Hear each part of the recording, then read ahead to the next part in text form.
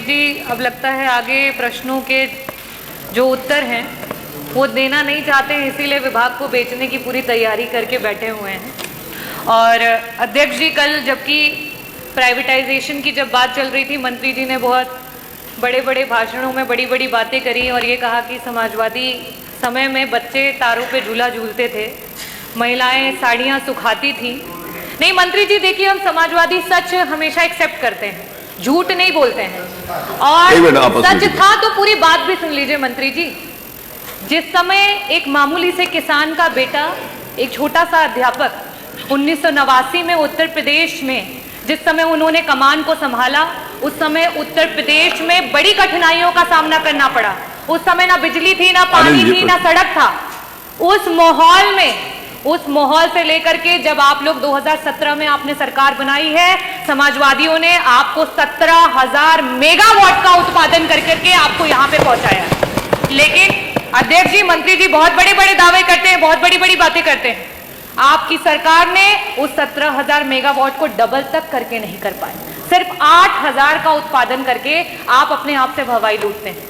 अध्यक्ष जी, मेरा सवाल मंत्री जी से था, बार बार आज भी उन्होंने कहा कि 75 वर्षों में आपने क्या किया, बार बार आम और बबूल का हवाला देते हैं। मुझे लगता है आप गुजरात की ब्यूरोक्रेसी में कुछ ज्यादा ही व्यस्त थे कि उत्तर प्रदेश की जो हमारी पॉलिटिकल हिस्ट्री है उसको अच्छे से देख नहीं पाए। और मंत्री जी, मैं आंकड़ों के साथ आई हूं। 1989 में जब समाजवादी पार्टी की पहली बार सरकार बनी, तब से लेकर के 1989 से 1992 तक 2 वर्ष के लिए सिर्फ सरकार रही। उसके बाद 93 से लेकर के 95, फिर 2003 से लेकर के 2007 और पहली बार पूरी पंचवर्षीय की जो सरकार रही, जिसमें माननीय श्री अखिलेश यादव जी बतौर मुख्यमंत्री जिन्होंने कार्य किया, अपने विजन को लेकर के, लीडरशिप को लेकर के पूरे उत्तर प्रदेश को जिस तरीके से उत्पादन बढ़ा करके और बिजली की व्यवस्था को अच्छा किया, वो आज आप उसी की देन है कि यहाँ पे कुछ काम कर पा रहे हैं। और आप क्या कर रहे हैं? आप बिजली विभाग को बेच रहे हैं। मेरा बहुत ही सिंपल सा प्रश्न था आपसे कि जो ट्रांसफार्मर आए दिन क्षतिग्रस्त हो रहे हैं, आप लगा रहे हैं और अगले पल वो ट्रांसफार्मर खत्म हो जा रहे हैं, उनके लिए आपने क्या किया? आपसे मैंने पूरे आपके कार्यकाल का आंकड़ा भी नहीं मांगा था, सिर्फ आपसे कहा था कि मात्र 2 वर्षों का आंकड़ा दे दीजिए कि इस प्रकार के कितने ट्रांसफार्मर हैं। और बड़े खेद के साथ बताऊंगी कि उस आंकड़े में सिर्फ उत्तर आया 1%। क्या मानूं इस 1% को? हजारों में मानूं, लाखों में मानूं या करोड़ों में मानूं?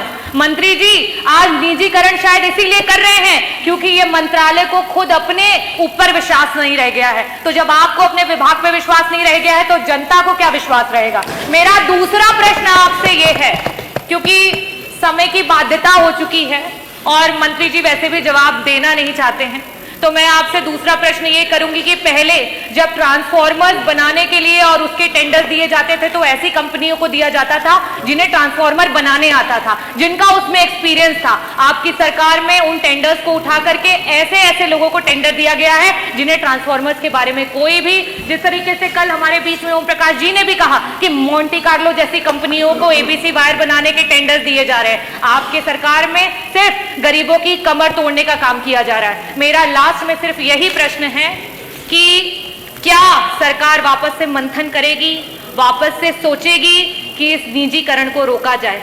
किस तरीके से निजीकरण को रोक करके अपने आप को मौका दीजिए, अपनी सरकार को एक बार मौका दीजिए, क्योंकि जनता वादा खिलाफी करती नहीं है और अगर आप करोगे तो जनता फिर आपको छोड़ेगी भी नहीं। बहुत बहुत आभार। माननीय मंत्री जी।